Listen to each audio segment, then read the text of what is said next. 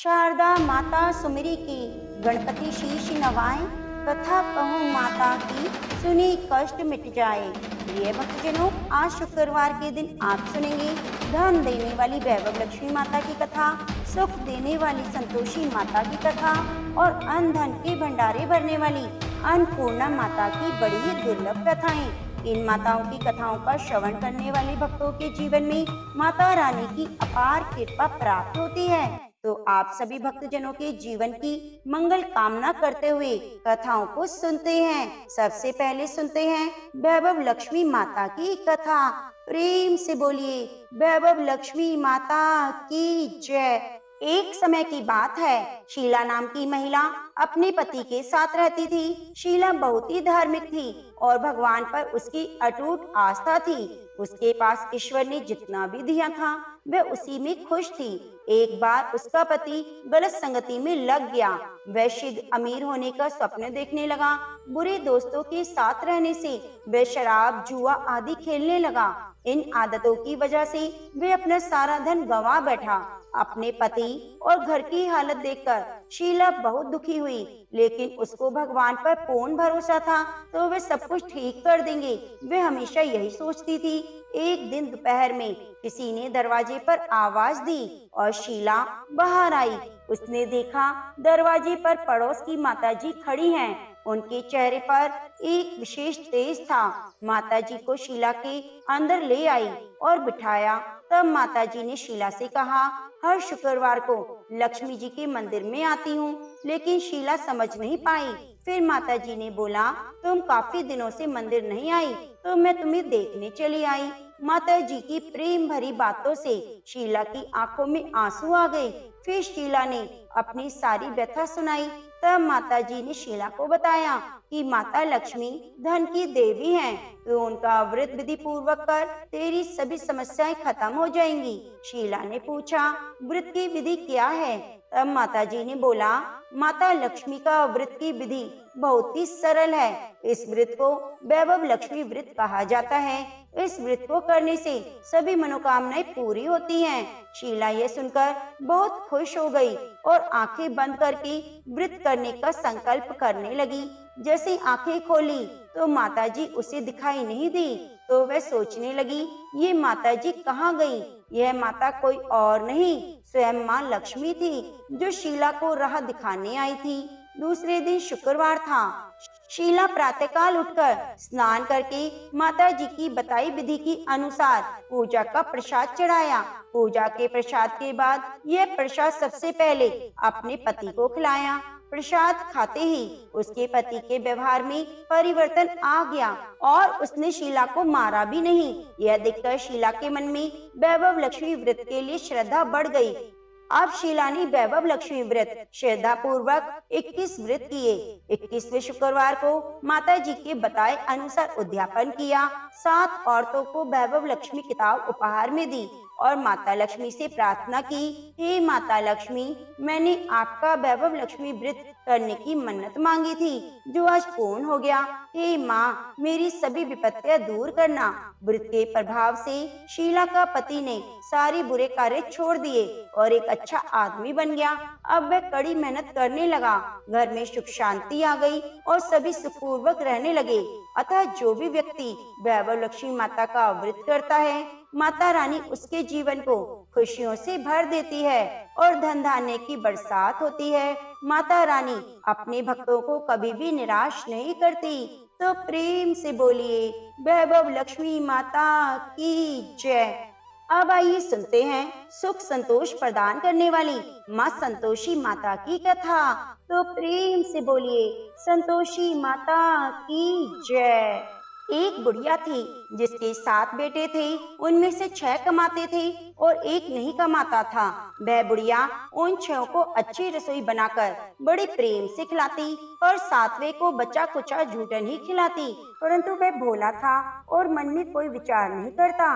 एक दिन वह अपनी पत्नी से बोला, देखो मेरी माता को मुझसे कितना प्रेम करती है। उसने कहा, वह तुम्हें सभी की जूठन खिलाती है, फिर भी तुम ऐसा कहते हो। चाहे तो तुम स्वयं आकर देख सकते हो। एक दिन बहुत बड़ा त्योहार आया। बुढ़िया ने 7 प्रकार की भोजन और चूरमे के लड्डू बनाए। 7वां लड़का यह बात जानने के लिए सिर दुखने का बहाना करके पतला कपड़ा ओढ़कर सो गया और देखने लगा। माँ ने उनको बहुत अच्छे अच्छे आसनों पर बिठाया और 7 प्रकार के भोजन और लड्डू परोसी। वह अपने 6 बेटों को बड़े प्रेम से खिला रही थी। जब वे 6 उठ गए तो माँ ने उनकी थालियों से जूठन इकट्ठी की और एक लड्डू बनाया। फिर वह 7वें लड़के से बोली, अरे रोटी खा ले। वह बोला, माँ मैं भोजन नहीं करूँगा, मैं तो परदेश जा रहा हूँ। माँ ने कहा, कल जाना तो आज जा, चला जा। वह घर से निकल गया। चलते समय उसे अपनी पत्नी की याद आई जो गौशाला में कंडे थाप रही थी। वह बोला, हम विदेश को जा रहे हैं, आएंगे कुछ काल, तुम रहियो संतोष से, धर्म अपनो पाल। इस पर उसकी पत्नी बोली, जाओ पिया आनंद से, हमारी सोच हटाए, राम भरोसे हम रहे, ईश्वर तुम्हें सहाय। देहु निशानी आपनी, देख धरू में धीर, सुधी हमारी ना विसारियो, रखियो मन गंभीर। इस पर वह लड़का बोला, मेरे पास कुछ नहीं है, ये अंगूठी है, सो ले लो और मुझे भी अपनी कोई निशानी दे दो। वह बोली, मेरे पास क्या है, ये गोबर भरे हाथ हैं। यह कहकर उसने उसकी पीठ पर गोबर भरे हाथ की थाप मार दी। वह लड़का चल दिया। ऐसा कहते हैं कि इसी कारण से विवाह में पति पत्नी की पीठ पर हाथ की छाप मारी जाती है। चलते चलते वह दूर देश में पहुंचा। वह एक व्यापारी की दुकान पर जाकर बोला, भाई मुझे नौकरी पर रख लो। व्यापारी को नौकर की जरूरत थी। वह बोला, तनख्वाह काम देकर दूंगा, तुम रह जाओ। वह सवेरे 8 बजे से रात के 12 बजे तक की नौकरी करने लगा। थोड़े ही दिनों में सारा लेन देन और हिसाब किताब रखने लगा। सेठ के 5-7 नौकर चक्कर खाने लगे। सेठ ने उसे 2-3 महीने में आधे मुनाफे का हिस्सेदार बना दिया। 12 वर्ष में वह नामी सेठ बन गया और उसका मालिक उसके भरोसे काम छोड़कर कहीं बाहर चला गया। उधर उसकी औरत को सास और जिठानियां बहुत दुख देने लगी। वह उसे लकड़ी जंगल में लेने के लिए भेजती, भूसे की रोटी देती, फूटे नारियल में पानी देती। वह बड़े कष्ट से जीवन बिता रही थी। एक दिन जब वह लकड़ी लेने जा रही थी तो रास्ते में उसने कई औरतों को व्रत करते देखा। वह पूछने लगी, बहनों ये किसका व्रत है, कैसे करते हैं, इसका क्या फल मिलता है? तो एक स्त्री बोली, ये संतोषी माता का व्रत है, इसके करने से मनवांछित फल मिलता है। गरीबी, मन की चिंताएं, राज के मुकदमे, कलह, रोग नष्ट हो जाते हैं और संतान सुख, धन, प्रसन्नता, शांति, मन पसंद वर मिले और बाहर गए हुए पति के दर्शन होते हैं। उसने उस व्रत करने की विधि पूछी। उसने रास्ते में सारी लकड़ियां बेच दी, गुड़ और चना ले लिया। उसने व्रत करने की तैयारी की। उसके सामने एक मंदिर देखा तो पूछने लगी, ये मंदिर किसका है? वे कहने लगे, ये संतोषी माता का मंदिर है। वे मंदिर में गई और माता के चरणों में लेट गई। वे दुखी होकर विनती करने लगी, माँ मैं अज्ञानी हूँ, मैं बहुत दुखी हूँ, मैं तुम्हारी शरण में हूँ माँ, मेरा दुख दूर करो। माता को दया आ गई। एक शुक्रवार को उसके पति का पत्र आया। अगले शुक्रवार को पति का भेजा हुआ धन मिला। अब तो जेठ जिठानी और सास नाक सिकोड़ने लगे।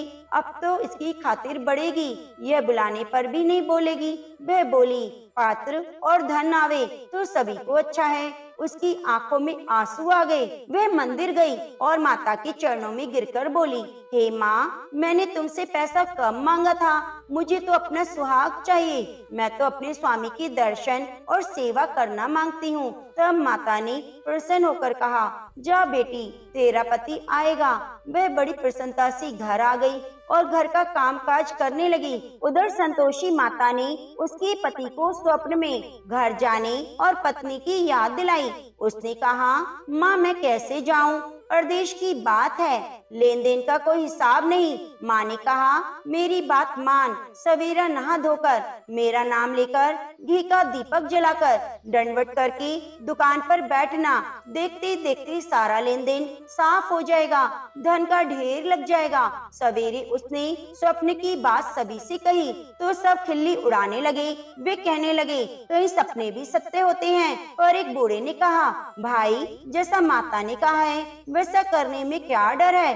उसने नहा धोकर माता को दंडवत करके घी का दीपक जलाया और दुकान पर जाकर बैठ गया। थोड़ी ही देर में सारा लेन देन साफ हो गया, माल बिक गया, धन का ढेर लग गया। वह बहुत खुश हुआ और घर के लिए गहने और सामान खरीदने लगा। वह जल्दी ही घर को रवाना हो गया। उधर बेचारी उसकी पत्नी रोज लकड़ियां लेने जाती, रोज संतोषी माता की सेवा करती। उसने माता से पूछा, हे माँ, ये धूल कैसी उड़ रही है। माता ने कहा, तेरा पति आ रहा है, तू लकड़ियों के 3 बोझ बना ले। एक नदी के किनारे रख, एक यहाँ रख और तीसरा अपने सिर पर रख ले। तेरे पति के दिल में उस लकड़ी के गट्ठे को देखकर मोह पैदा होगा। जब ये यहाँ रुककर नाश्ता पानी करके घर जाएगा, तब तू लकड़ियाँ उठाकर घर जाना और चौक के बीच में गट्ठर डालकर जोर जोर से 3 आवाजें लगाना। सासू जी, लकड़ियों का गट्ठा ले लो, भूसे की रोटी दे दो, नारियल के खोपड़े में पानी दो, आज मेहमान कौन आया है। इसने माँ के चरण छुए और कहे अनुसार सभी कार्य किया। वे तीसरा गट्ठर लेकर घर गई और चौक में डालकर कहने लगी, सासू जी, लकड़ियों का गट्ठर ले लो, भूसे की रोटी दे दो, नारियल के खोपड़े में पानी दो, आज मेहमान कौन आया है। यह सुनकर सास बाहर आकर कपट भरे वचनों में उसके दिए हुए कष्टों को भुलाने के लिए कहने लगी, बेटी, तेरा पति आया है, आ मीठा भात और भोजन कर, गहने कपड़े पहन। अपनी माँ के ऐसे वचन सुनकर उसका पति बाहर आया और अपनी पत्नी के हाथ में अंगूठी देखकर व्याकुल हो उठा।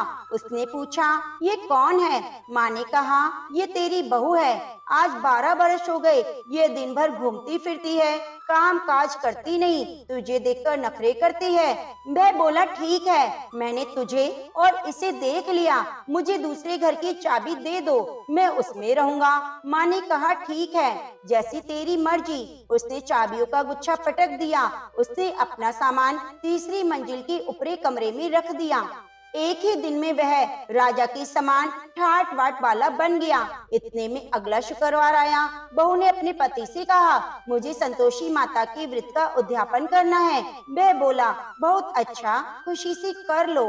जल्दी ही उद्यापन की तैयारी करने लगी। उसने जेठ के लड़कों को जीवने के लिए कहा, उन्होंने मान लिया। पीछे से जिठानियों ने अपने बच्चों को सिखा दिया, तुम खटाई मांगना जिससे उसका उद्यापन पूरा ना हो।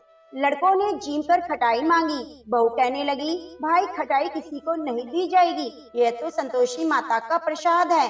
लड़के खड़े हो गए, बोले, पैसे लाओ। वह भोली कुछ समझ ना सकी कि उनका क्या भेद है। उसने पैसे दे दिए और वे इमली की खटाई खरीद कर खाने लगे।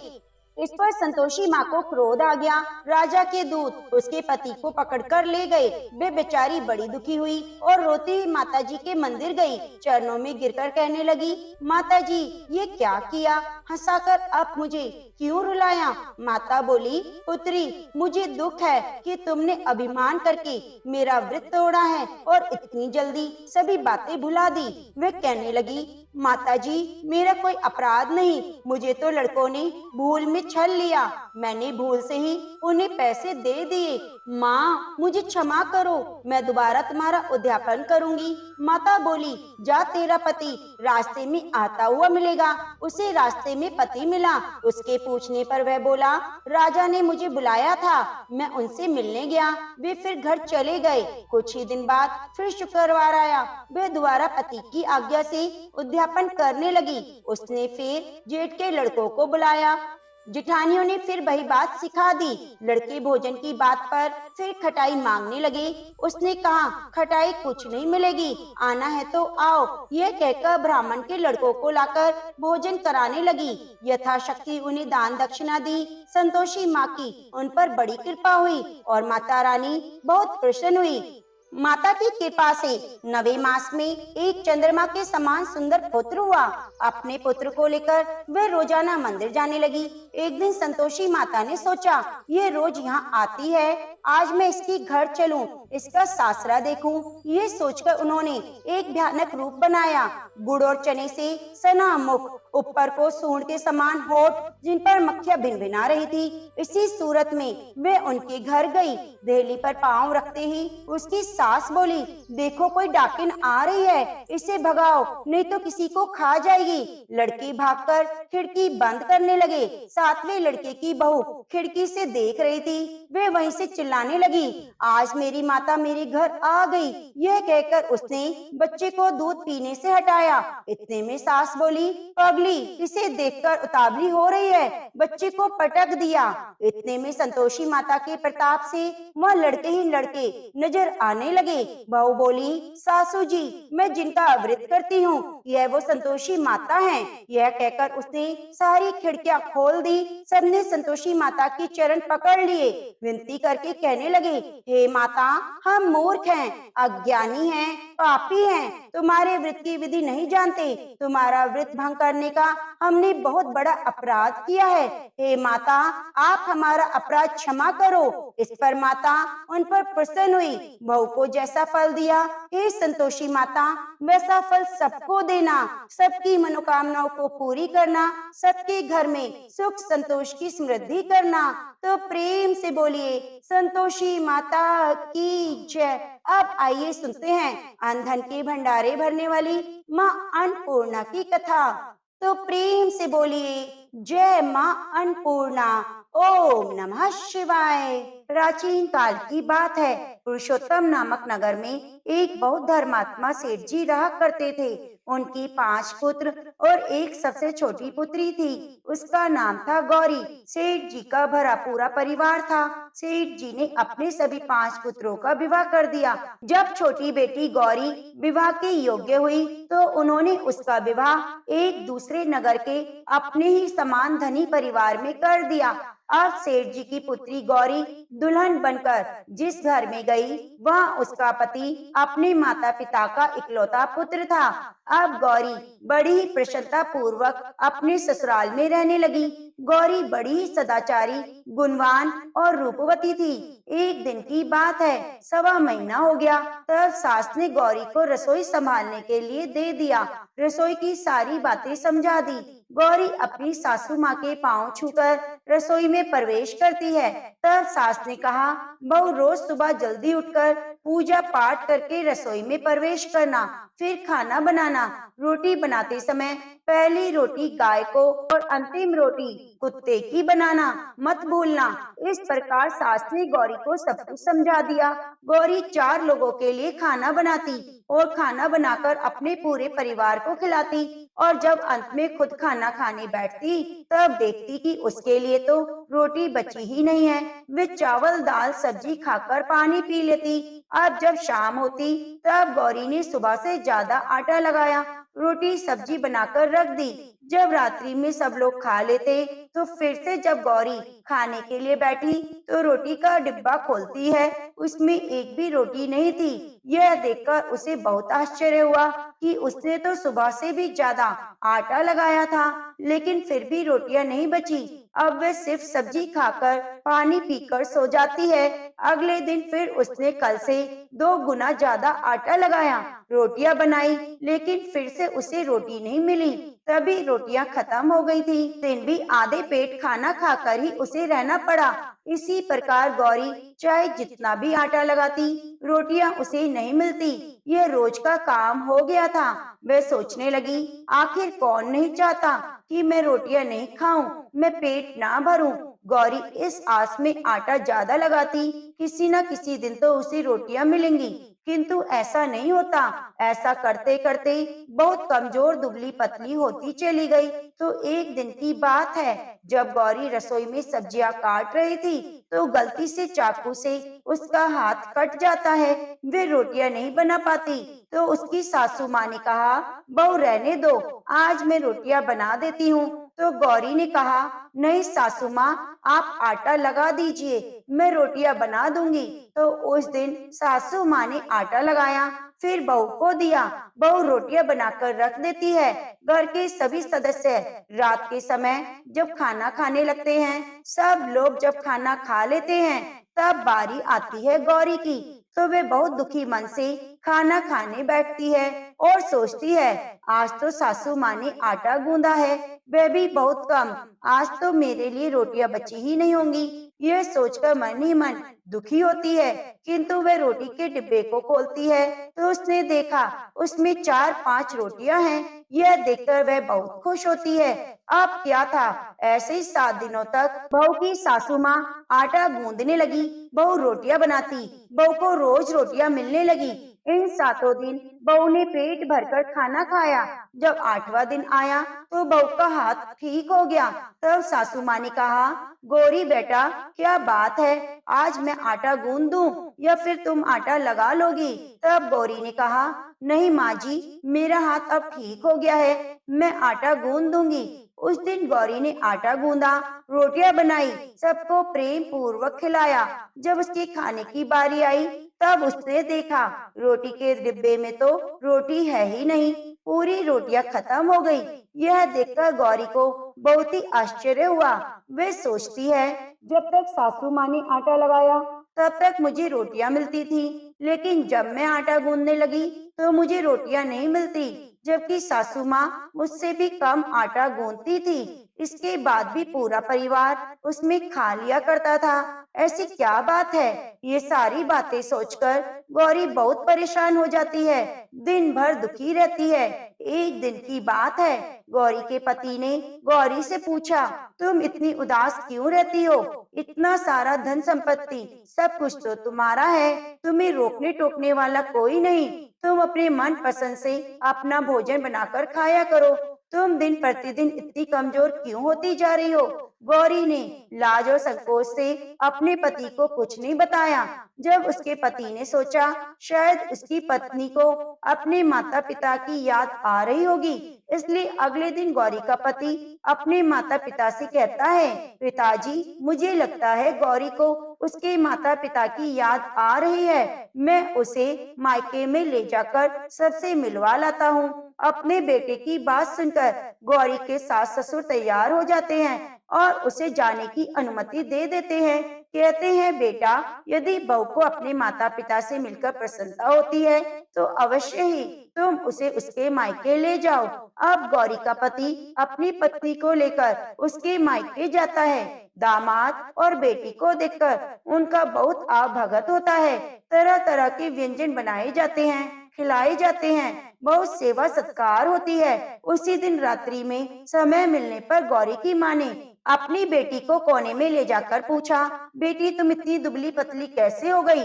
तुम तो बहुत कमजोर दिख रही हो, क्या बात है? तुम्हें कोई बात खाई जाती है क्या? तुम्हारे ससुराल वाले तुम्हारी चिंता नहीं करते, तुम्हें दुख देते हैं तो, या कोई ऐसी बात है जिससे तुम्हारी यह दशा हो गई है? अपनी माँ की बात सुनकर गौरी अपनी सारी परेशानी, सारी चिंताएं बता देती है। अपनी बेटी की बात सुनकर गौरी की माँ ने कहा, बेटी, हमें लगता है माता अन्नपूर्णा तुमसे नाराज हो गई है। इस विषय में तो मैं कुछ कर नहीं सकती, क्योंकि तुम्हारे ससुराल में हमारा बोलने का कोई अधिकार नहीं। इसलिए मैं तो कहूँगी, तुम यहाँ से जाने के बाद इस विषय में अपनी सास और ससुर से सब कुछ बातें बता देना, तुम्हारी समस्या का समाधान होगा। बेटी, माँ अन्नपूर्णा जिससे नाराज होती है उसके साथ ऐसा ही होता है। जब अपनी माँ की बातें सुनकर गौरी निश्चय करती है कि वे सारी बातें अपनी सासू माँ से कहेगी। अब जब सुबह का समय होता है, गौरी अपने माता पिता से विदाई लेकर अपने ससुराल आ जाती है और ससुराल आने के बाद वे अपने सास ससुर और पति से सारी बातें कह सुनाती है। वह कहती है, माँ जी, जब से मैंने रसोई संभाला है, मैं खाना बनाती हूँ, तब से मुझे एक भी दिन रोटी नहीं बचती। मैं बिना खाए सो जाती हूँ, किसी दिन पानी पीकर सो जाती हूँ, किसी दिन चावल सब्जी खाती हूँ, रोटी तो मुझे मिलती ही नहीं। और माँ जी, आपको याद है जब मेरा हाथ कटा था, जब आप उस समय आटा गूंथती थी और बहुत कम, फिर भी मुझे रोटियां मिल जाती थी और मैं पेट भर खाना खाती थी। लेकिन अब जब मेरे हाथ का घाव ठीक हो गया, तब से मैं फिर से आटा गूंदने लगी और रोटियां बनाने लगी। अब मेरे लिए फिर से रोटियां नहीं बचती, मैं आधे पेट ही खाना खाती हूँ। अपनी बहू की बातें सुनकर सास को सब कुछ समझ में आ गया। उसने कहा, बहू, ये शायद मेरी ही गलती है। मैंने तुम्हें सब कुछ बताया, सब सिखाया, लेकिन एक बात तो बताना भूल गई। ऐसा कहकर सास अपनी बहू का हाथ पकड़कर गौरी को रसोई घर में ले जाती है। एक परात में आटा निकालकर उस आटे को अच्छे से गूंदती है और गूंदने के बाद उस गूंदे हुए आटे पर अपनी उंगलियों की 5 छाप लगा देती है और कहती है, बहू, ये माँ अन्नपूर्णा का छाप होता है, उनका चिन्ह होता है। आटा लगाने के बाद कोई भी स्त्री इस तरह छाप लगाती है तो उसके घर में बरकत होती है। इसका अर्थ है कि माँ अन्नपूर्णा की कृपा सभी परिवार वालों पर बरसे और कोई भी सदस्य भूखा पेट न सोए।